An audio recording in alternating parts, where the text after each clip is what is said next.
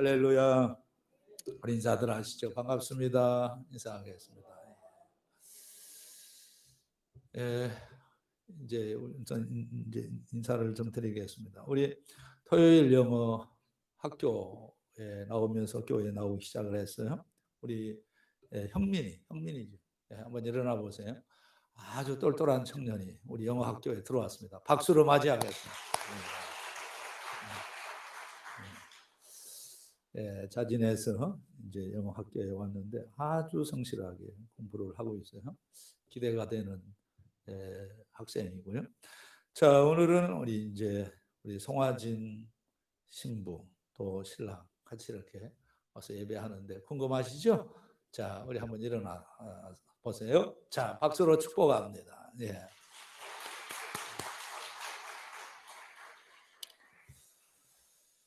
자, 오늘 이 시간 이 자리에 오신 여러분들을 주님의 이름으로 환영하고요. 자, 오늘은 예수님을 뵙고 싶습니다 라고 하는 주제로 말씀을 드리겠습니다.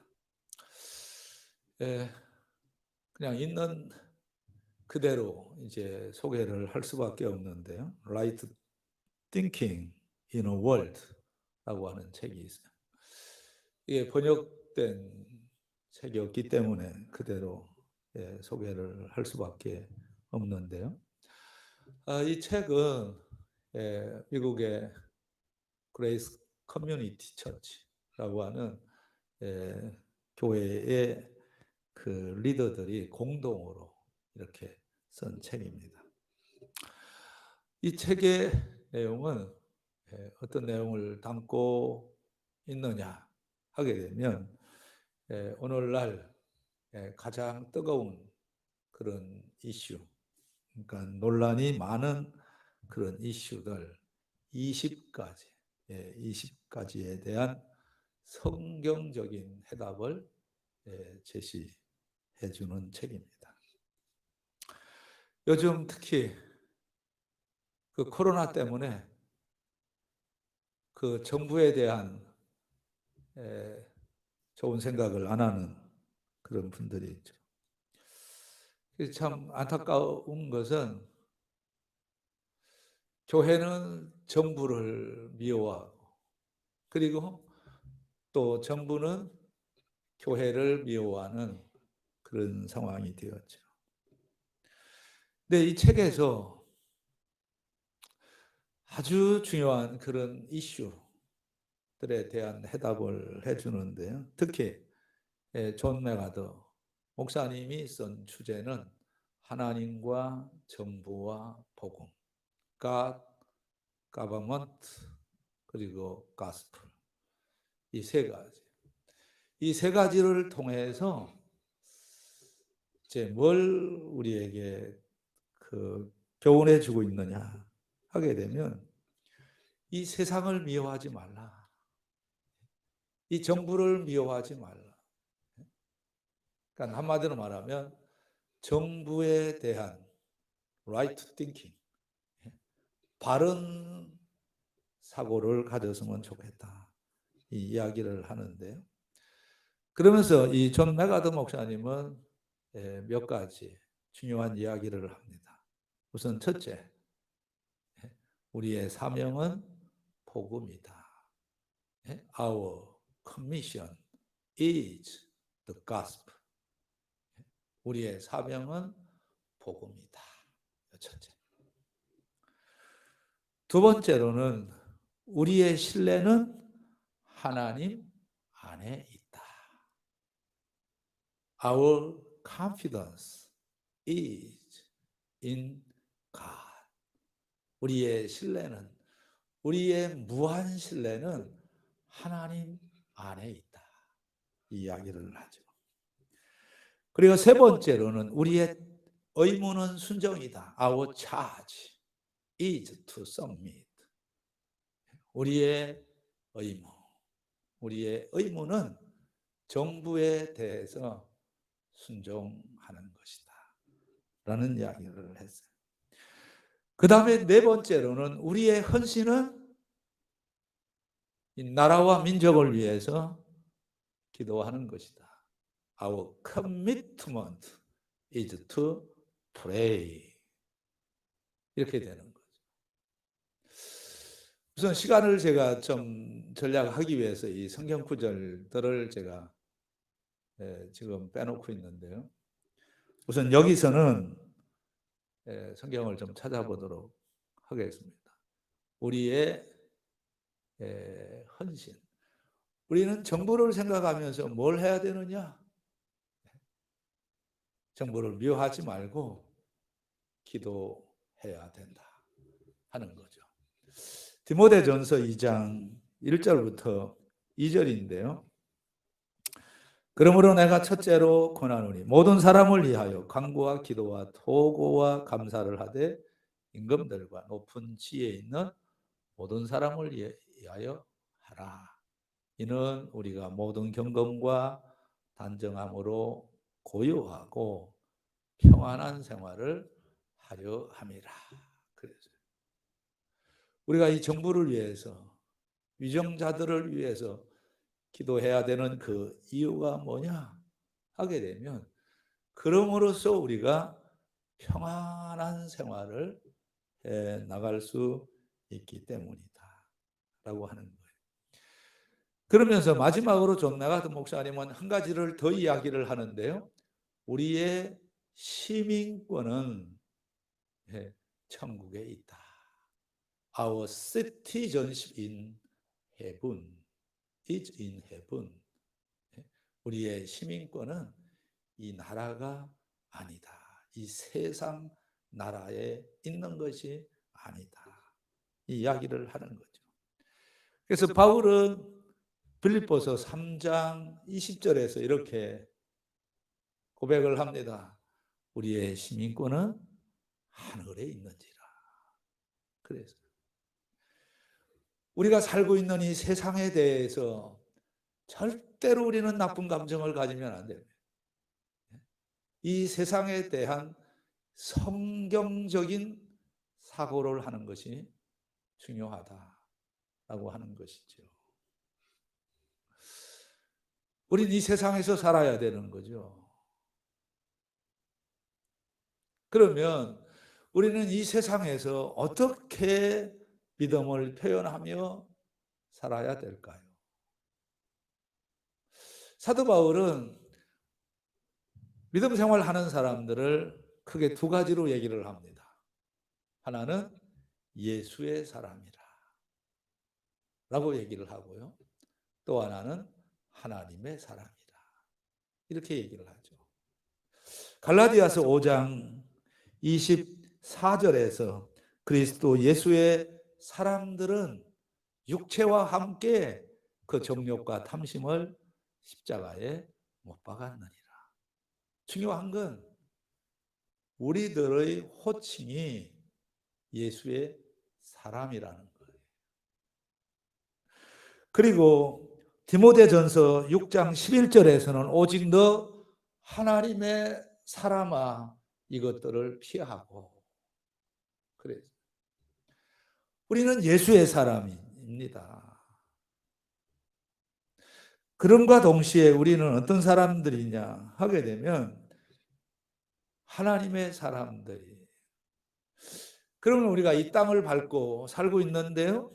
그러면 우리 예수의 사람들, 하나님의 사람들은 이 땅에서 우리가 믿고 있는 그 하나님을 어떻게 우리가 섬기고 어떻게 표현을 해야 될까요? 오늘 이 말씀이 바로 저와 여러분들에게 주시는 말씀입니다. 우리가 제일 먼저 생각을 해야 될 것이 뭐냐 하게 되면 Our commission is the gospel. 우리의 사명은 복음을 전하는 데 있다 라고 하는 거죠. 그리고 우리가 이 세상을 바라볼 때 여러분 우리가 예수 믿는 사람들, 하나님의 사람들은 항상 무엇을 바라보고 있느냐 이게 중요한 거예요. 우리 예수 믿는 사람들은 늘 하나님을 바라보아야 돼. 그리고 예수 믿는 사람들은 항상 교회를 바라보고 살아야 돼. 그리고 예수 믿는 사람들은 항상 세상을 바라보고 살아야 돼. 그리고 예수 믿는 사람들은 항상 자기 자신을 바라보고 사는 거예요. 그 하나님을 바라볼 때는 무슨 생각을 해야 되냐면 어떻게 하면 내가 하나님을 잘 섬길까? 이 생각을 하는 거죠. 그런과 동시에 우리는 교회를 바라보고 살아야 됩니다. 이 이스라엘 백성들은 특히 다니엘을 보세요. 다니엘은 기도할 때마다 예루살렘을 향한 창문을 열어놓고 기도했다 그랬죠. 뭘 얘기를 하는 걸까요? 성전을 바라보고 살았다는 거예요. 근데 성전을 바라보면서는 무슨 생각을 해야 되느냐면 내가 성전을 통해서 무슨 훈련을 받아야 될까? 어떤 믿음의 훈련을 받아야 되고 어떤 가르침을 받아야 될까? 이 생각을 가지고 있어야 되는 거거든. 그러면서도 우리는 세상을 바라보는 거예요. 세상을 바라보면서는 세상을 어떤 생각을 하면서 바라보아야 되느냐면 세상은 나의 선교 교구이다. 세상을 바라볼 때는 항상 여기에 투자하면 내가 돈을 얼마나 벌 수 있을까 이런 생각이 아니에요. 세상을 바라보면서는 항상 선교의 대상이 누구냐 이걸 생각을 해야 돼요. 그런과 동시에 늘 우리는 균형 있는 믿음 생활을 하려고 하게 되면 자기 자신을 바라보는 거예요. 자기 자신을 바라볼 때는 sacrifice를 생각을 해야 돼요. 내가 어디에서 희생을 하며 살아갈까? 오늘 이 말씀이 오늘 말씀의 결론이 되는 거예요. 예수님께서 하신 말씀이 계십니다. 마가복음 13장 10절에 보면 또 복음이 먼저 만국에 전파되어야 할 것이다. 이렇게 말씀을 하시죠. 마태복음 24장 14절에서는 이 천국 복음이 모든 민족에게 증언되어야 된다. 그래서 사도 바울은 이렇게 얘기를 하죠. 골로새서 1장 23절에서 나는 바로 이 복음을 천하 만민에게 전파하기 위해 세움받은 복음의 일꾼이라. 이렇게 이야기를 하는 거예요. 여기에 교회의 존재 목적이 있는 거예요. 교회의 존재 목적이 무엇이냐? 교회의 존재 목적은 온 천하에 복음이 들어가게 하는 것이다 라고 하는 거예요. 근데 우리가 이 한 가지를 아셔야 돼요. 그게 뭐냐 하게 되면 본래 우리가 성경을 보면 이방인들은 죄가 되어 있어요. 모든 민족이라고 했지만은 죄가 되어 있어요. 그러니까 복음은 유대인들에게 제한되어 있었다라고 하는 거예요. 자, 한번 봅니다. 아모스 3장 2절인데요. 내가 땅의 모든 족속 가운데 너희만을 알았나니 그랬죠. 신명기 10장 15절을 보면 여호와께서 오직 내 조상들을 기뻐하시고 그들을 사랑하사 그들의 후손인 너희를 만민 중에서 택하십니다. 자, 여기 보면 유대인들만 하나님이 사랑하셨다. 신명기 14장 2절에서는 너는 네 하나님 여호와의 성민이라 이렇게 말씀을 하고 계세요. 그리고 요한복음 4장 22절에서는 너희는 알지 못하는 것을 예비하고 우리는 아는 것을 예배하노니 이는 구원이 유대인에게서 남이라. 그래서 이방인들은 죄가 되어 있었다라고 하는 거예요.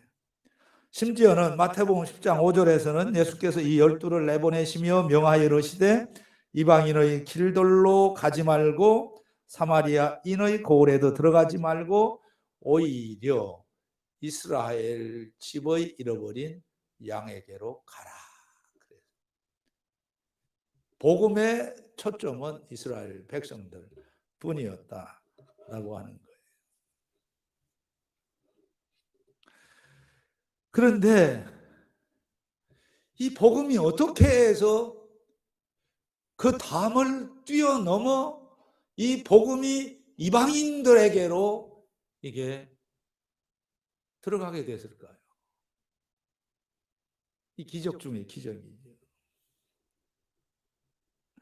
물론 하나님의 마음은 모든 민족이 다 구원받는 것을 소망하고 있었던 거죠. 베드로후서 3장 9절에 보면 주의 약속은 어떤 이들이 더디다고 생각하는 것 같이 더딘 것이 아니라 오직 주께서는 너희를 대하여 오래 참으사 아무도 멸망하지 아니하고 다 회개하기에 이르기를 원하시느니라. 그래서 자, 시간이 없어요.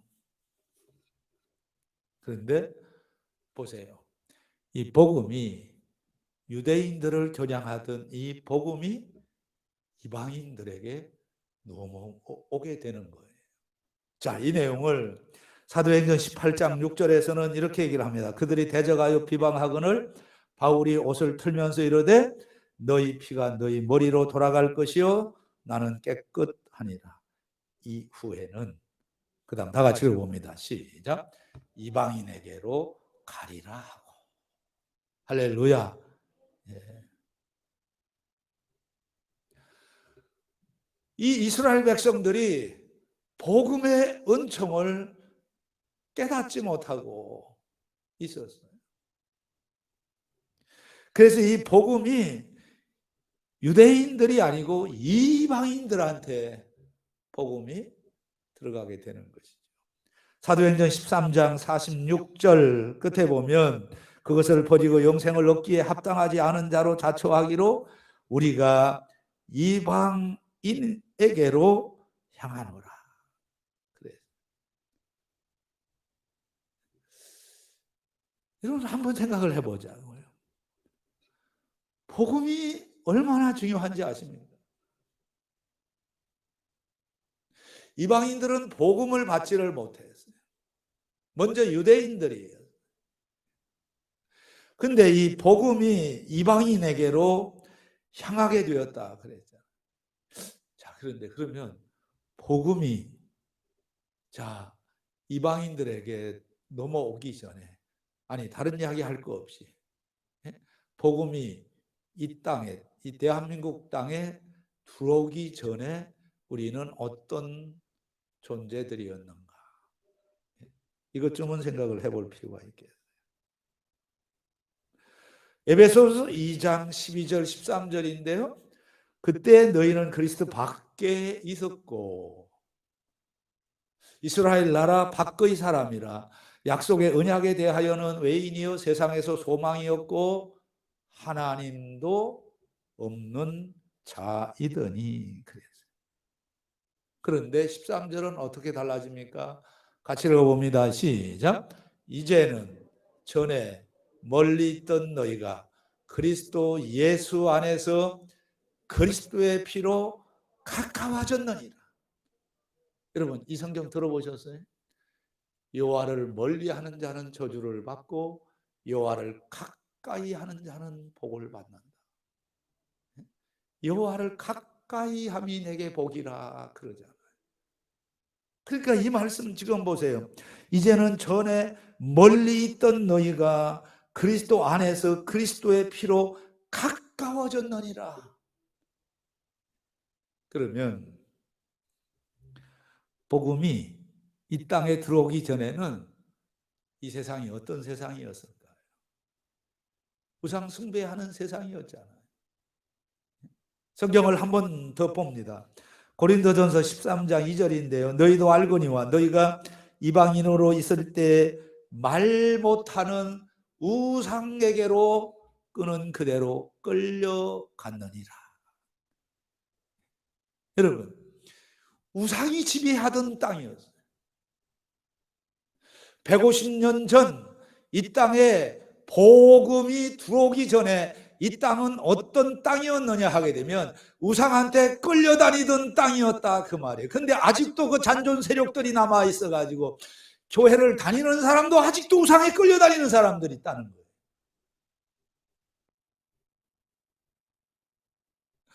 이사 갈 때도 우상한테 끌려다니는 사람들이 있어요.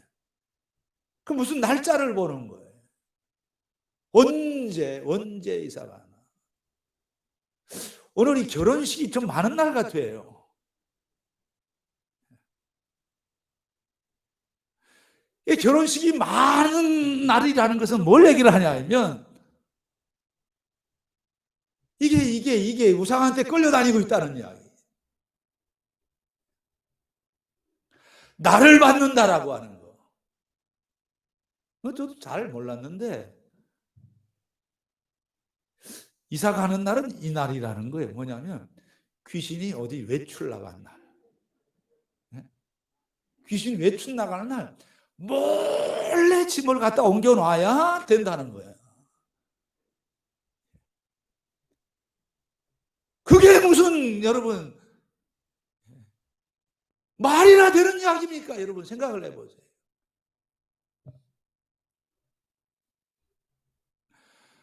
아직도 이 우상숭배의 잔존 세력들이 우리를 지배하고 교회 다니는 사람들을 지배하고 있는 세상이죠. 여하튼 여러분 이 사실만큼은 꼭 기억을 하시기를 바랍니다.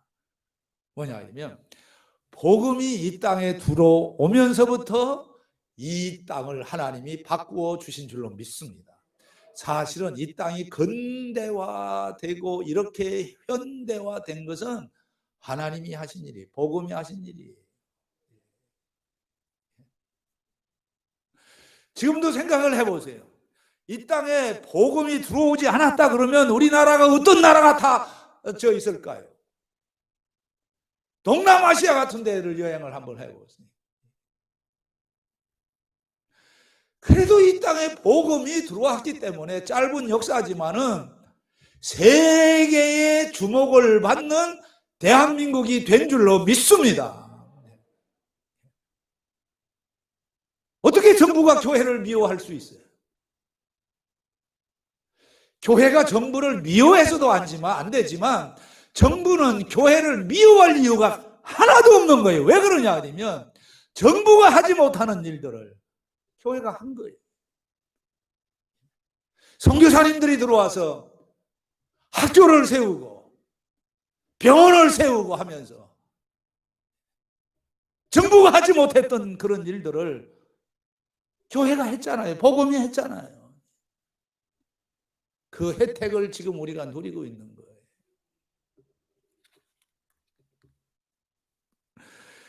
이런 것들을 우리가 생각을 해보게 되면 이 땅에 복음이 들어왔다라고 하는 것이 여러분 큰 축복인 줄로 믿고 사시기를 주의 이름으로 축복합니다. 얼마나 감사한 일입니까? 그러면 이런 영적 흐름 속에서 우리가 해야 될 일이 무엇일까요? 우리는 어떤 믿음을 가져야 될까요? 오늘 성경에 보면 세 부류의 사람이 등장합니다.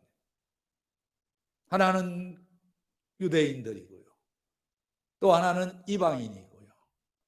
또 하나는 예수님 자신이 등장을 하세요. 그리고 메시지를 주고 있어요. 우선 제일 먼저 봅니다. 17절부터 19절은요. 바리새인들의 모습을 보게 되죠. 근데 이 바리새인들은 대표적인 유대인들이죠. 그러면 이때 당시에 유대인들의 그 믿음의 수준이 어느 정도였는가라고 하는 것을 우리가 한번 볼 필요가 있겠죠. 우선 17절에 보면 이런 사람들이 있어요. 나사로를 무덤에서 불러내어 죽은 자 가운데서 살리실 때에 함께 있던 무리가 증언한지라.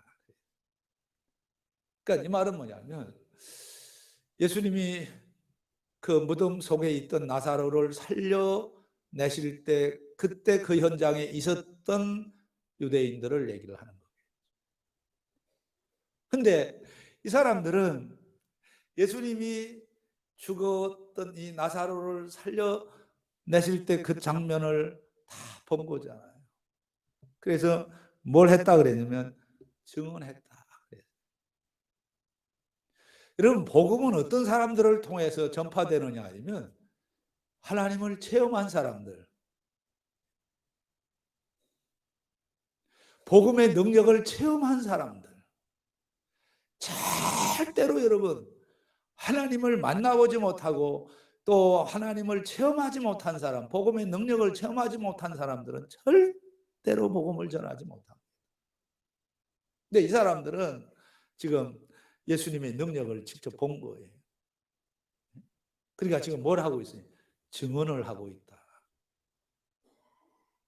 그래서 그런 반면에 18절에 가서 보면 또 이렇게 나오죠. 이에 무리가 예수를 맞으면 이 표적 행하심을 들었습니다. 내가 직접 경험한 것과 또 하나는 경험한 사람들이 들려주는 말하고는 다른 거예요. 그래서 거리가 있는 거예요. 여러분, 이 표적을 행하심을 듣는 것, 누가 무슨 얘기를 해서 예수님에 대한 이야기를 해서 내가 들은 거예요. 그런 상태와 예수님을 직접 내가 만난 거하고는 다르잖아요. 이게 좋은 거 아니라는 거예요. 언제까지 내가 예수 믿고 복 받고 예수 믿고 하나님의 축복을 받았다라고 하는 그런 말을 듣고 살 거예요. 그게 아니고 중요한 건 그 중심에 내가 서야 되는 거예요. 나는 여러분들이 예수 믿고 정말 그 축복의 현장에 우뚝 서게 되기를 주의 이름으로 축복합니다. 항상 누가 예수 믿고 복 받았다는 이야기만을 듣고 사는 걸 낙으로 삼고 살 언제까지 그렇게 살아야 되느냐 그 말. 그런 반면에 그 다음 절 가서 보면 이 대목이 나오죠. 바리새인들이 서로 말하되 볼지어다 너희 하는 일이 쓸데없다. 보라 온 세상이 그를 따르는도다 하느니라. 그래. 여러분 이거 설명이 필요한데요. 뭐냐 하면 대표적으로 바리새인들은 예수님의 사역, 공생의 사역을 반대하던 사람들이잖아요. 왜 반대했을까요? 그런데 지금 한결같이 다 이 바리새인들이라고 하면 예수님의 이 복음 전하는 일들을 반대 사역을 했는데 지금 뭐라고 얘기하냐면 바리새인들이 서로 말하되 볼지어다 너희 하는 일이 쓸데없다. 우리가 반대해도 쓸데가 없다. 왜? 그 복음의 흐름을 복음의 능력을 우리 힘으로는 막을 수가 없다. 보라 온 세상이 그를 따르는도다. 여러분 복음의 흐름을 누가 막을 수가 있어요? 대한민국을 향하여 밀려 들어오는 선교사들을 통해서 가지고 들어오는 이 복음의 물결을 아무도 막을 수가 없었다라고 하는 거예요. 왜요? 복음에는 하나님의 능력이 있기 때문이라는 거예요. 여러분 우리 나라에 복음이 들어오려고 할 때 그때 우리나라 정치 상황은 어떤 상황이어서 쇄국 정치였잖아요. 쇄국. 그래서 이 캐톨릭 신도들이 얼마나 많이 죽었어요. 그런데 여러분 보세요. 그 쇄국 정치의 이 벽을 뚫고 복음이 들어온 거예요. 그래서 곳곳마다 대한민국 땅은 교회 천국이 된 줄로 믿습니다. 왜요? 하나님의 능력을 바리새인들이 막을 수가 없었듯이 이 땅을 향한 복음의 흐름을 그 어느 누구도 막을 수가 없었다라고 하는 거예요.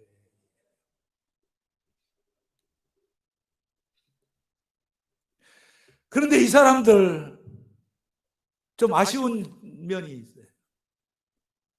그게 뭐냐 하게 되면 요한복음 12장 42절 43절인데요. 그러나 관리 중에도 그를 믿는 자가 많되 바리새인들 때문에 드러나게 말하지 못하니 이는 출교를 당할까 두려워함이라. 자, 43절 큰 목소리로 같이 합니다. 시작.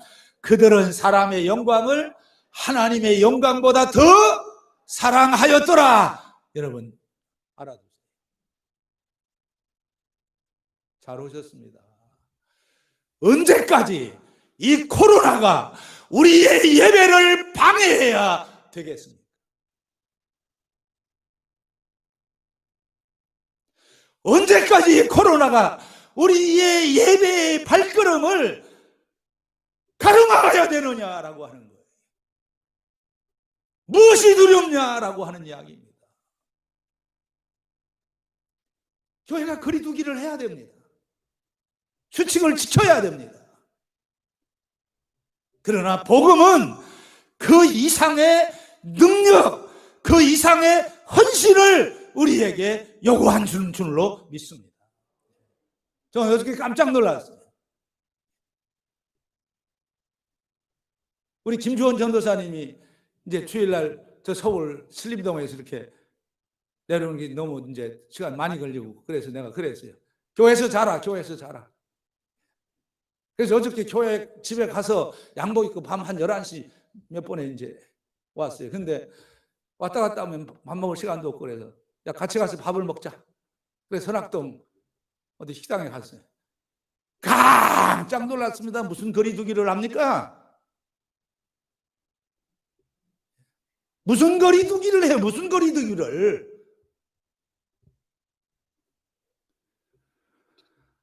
그 사람들을 제가 보면서 무슨 생각을 했는지 알았어요? 야, 이 사람들은 이 중에 예수 믿는 사람들이 얼마나 되는지 모르지만은 코로나를 두려워하는 사람들이 없네. 아니 왜 교회 다니는 사람들만이 코로나를 두려워해야 되느냐라고 하는 거예요. 이 유대인들은 그때 당시에 권력을 가지고 있었던 바리새인들을 두려워해가지고 겉으로 드러내서 예수님을 전하지 못하는 아쉬움이 있었다 하는 거예요.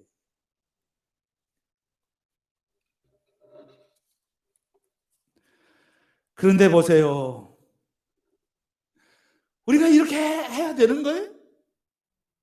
왜냐하면 요한복음 13장 1절에 보면 6월절 전에 예수께서 자기가 세상을 떠나 아버지께로 돌아가실 때가 이런 줄 아시고 세상에 있는 자기 사람들을 사랑하시되, 그 다음 다 같이 읽어요. 시작. 끝까지 사랑하시니라. 마음에 가책이 되는 말씀 아닙니까? 여러분, 이 유대인들이 예수님을 그렇게 미워하고 그 중에 대표적으로 가룟 유다가 예수님을 팔아먹는데 앞장까지 섰잖아요. 그러나 예수님은 뭐라고 말씀을 하십니까? 자기들을 사랑하시되 끝까지 사랑하셨다. 끝까지! 어느 정도까지입니까? 예수님께서 우리를 구원하시기 위해서 십자가에 여러분 못 박혀 돌아가실 때 죽기까지 복종하시면서 죽기까지 우리를 사랑하셔서 이 땅에 복음이 들어오고 교회가 세워지고 우리가 하나님의 백성들이 된 줄로 믿습니다. 우리는 하나님의 사랑을 끝까지 받고 있는 그런 사람들이에요.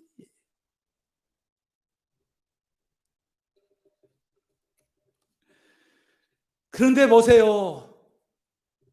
이 복음을 열망하는 사람들이 나옵니다. 그 내용이 바로 20절부터 22절인데요. 자, 시간이 없으니까 한번 보십시다. 21절을 큰 목소리로 같이 한번 읽어봅니다. 시작.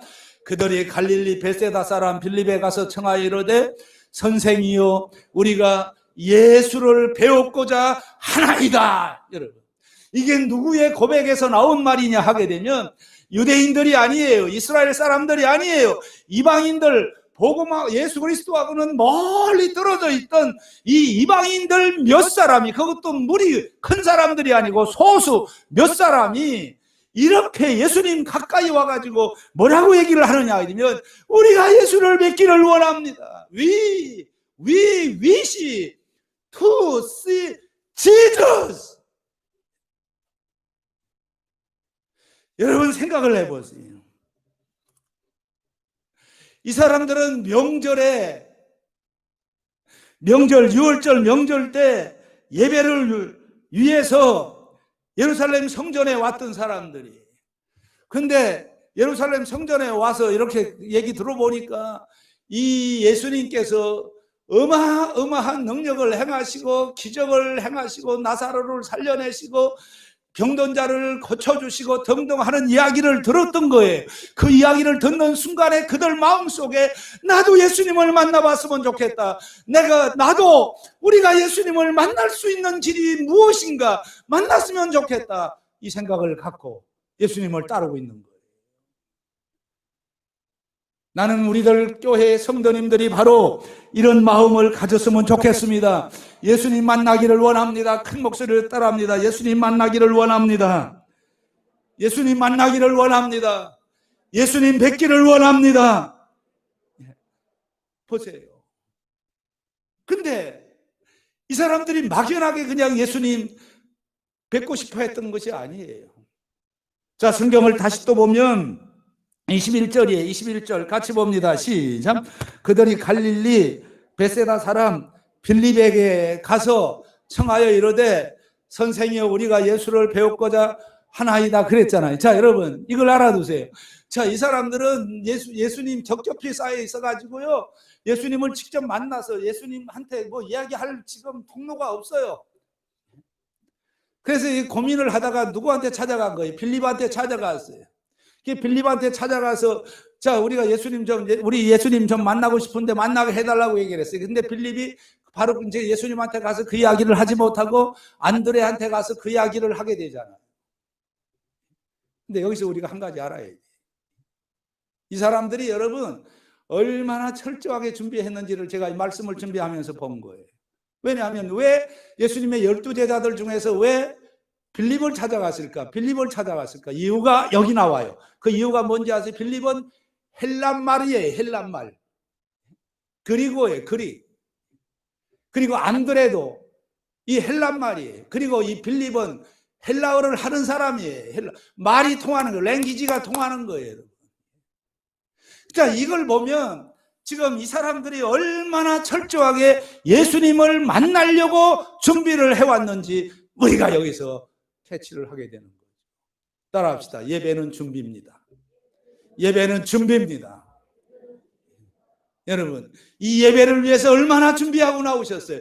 여러분들이 이 예배를 위해서 준비하고 나오셨다고 하면 매 순간 모든 예배 때 하나님이 주시는 특별한 은혜의 주인공들이 될 줄로 믿습니다. 누구를 통해서 내가 예수님을 만나야 될지 이 사람들은 철저하게 준비를 했던 사람들. 그냥 예수님 앞에 나온 사람들이 아니에요. 누구한테 가서 얘기를 해야 이 예수님을 만나게 될지 그걸 다 깊이 생각을 하고 철저하게 준비를 했다. 이게 얼마나 놀라운 사건입니까? 그래서 그 다음 절 보면 이 빌립이 안드레한테 그 이야기를 하고 안드레는 같이 빌립하고 가서 예수님한테 보고를 하잖아요. 자, 여러분, 이게 바로 전도라는 거예요. 우리가 다니엘서 12장 3절인데요. 같이 읽어봅니다. 시작. 지혜 있는 자는 궁창의 빛과 같이 빛날 것이요 많은 사람을 옳은 대로 돌아오게 한 자는 별과 같이 영원토록 빛나리라. 할렐루야. 바로 이렇게 되는 거예요. 전도는 영원토록 빛나는 인생이 되는 일을 하는 것이다 라고 하는. 그리고 마지막으로요. 마지막이 아니에요. 또 할 얘기가 있어요. 자, 예배는 준비입니다. 시작. 예배는 준비. 지금 제가 이게 무슨 얘기를 하려고 하느냐 하면, 얼마 전에 우리 화진 화진 선생님이 신랑을 데리고 왔었어요. 그 얘기를 하는데 제 기억 속에 딱 한 가지가 남아 있어요. 그게 뭐냐 하면 다른 게 아니고, 목사님, 저희가 이 부평에서 산다는 거예요. 부평. 근데 그 다음 나오는 말이 중요해요. 목사님, 부평이긴 하지만 인천 지하철 1호선이 연결이 되는 데입니다. 할렐루야. 그럼 왜 그러냐? 그랬더니 교회 나오기 쉽게 집을 준비를 했습니다. 할렐루야. 자, 박수. 야, 이게. 적어도 이사를 가고 결혼을 하면은 이런 생각 좀은 해야지. 그래도 곧장 교회 1호선 타고 거기서 오게 되면 얼마 안 걸린다는 거야. 얼마나 이게 이쁜 짓입니까? 마지막인데요. 자, 여러분 보세요. 우리가 유대인의 믿음 생활 패턴을 보았어요. 이방인들의 그 헬라인 몇 사람들의 그 메조리티가 아니고 마이너리티잖아요. 이 사람들의 신앙은 얼마나 귀합니까? 우리가 주님 보기를 원합니다. 그랬는데 보세요. 마지막 오늘 말씀의 결론이 뭔지 아세요? 예수님은 이 사람들하고 무슨 대화를 하고 거기에 맞는 직답을 안 하셨어요. 그러면서 주신 말씀이 뭔지 아세요? 4가지를 주셨는데 다 못해요. 시간이 오버됐어요. 한 가지만 얘기할게요. 24절 말씀을 같이 한번 읽어봅니다. 시작. 24절 시작.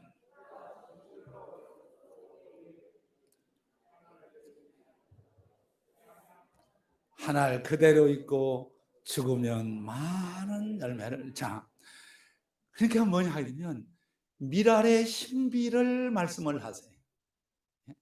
한 알의 밀이 땅에 떨어져 뭐 해야 된다고? 죽으면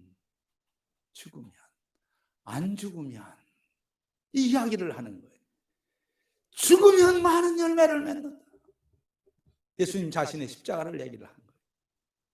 예수님 자신이 십자가에 못 박혀 돌아가시게 되면 온 인류 가운데 선택받은 백성들이 다 구원받는다. 안 죽으면 안 된다. 이 이야기를 하는 거예요. 한마디로 말하면 십자가 없이는 구원이 없다는 거예요. No cross, no crown.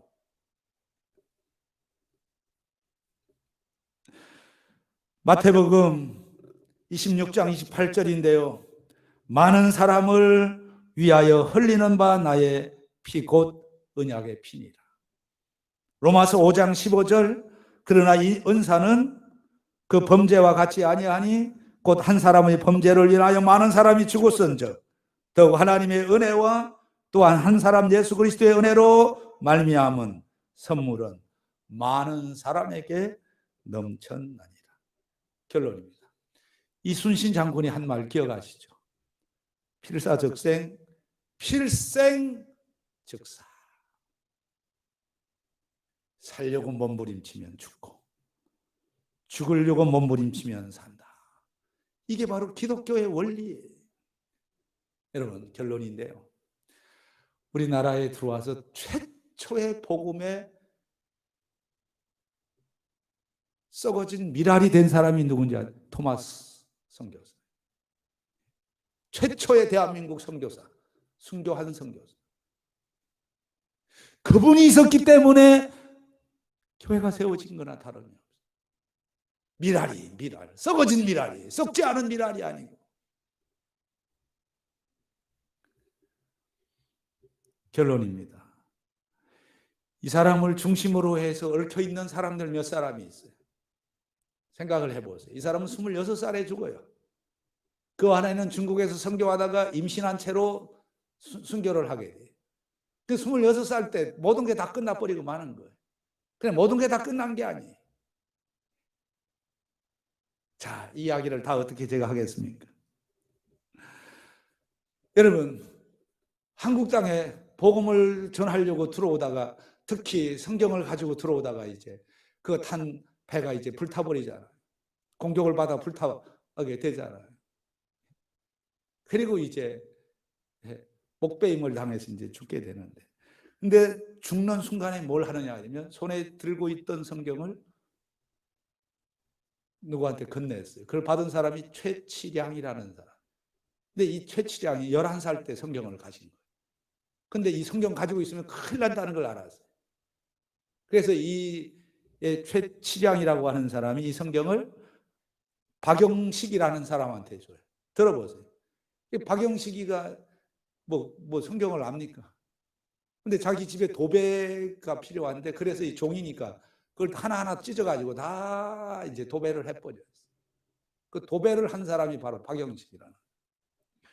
근데 그 도배한 집을, 성경을 준 최치량이라는 사람이 그 집을 사게 됩니다.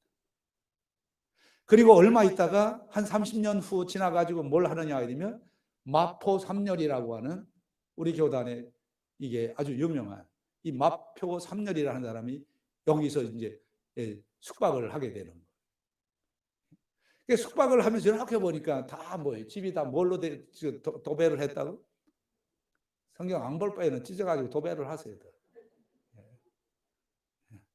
가만히 보니까 성경, 한 번 성경, 이 성경 가지고 다 도배를 했거든요. 그래서 주인을 불러서 사초지정을 물어봤어요. 이게 어떻게 된 일이냐. 그랬더니 쭉 얘기를 했어요. 딱 그 순간에 이 마포삼렬 선교사님이, 이 집에 하나님의 경륜이 있고, 하나님의 무슨 뜻이 있고.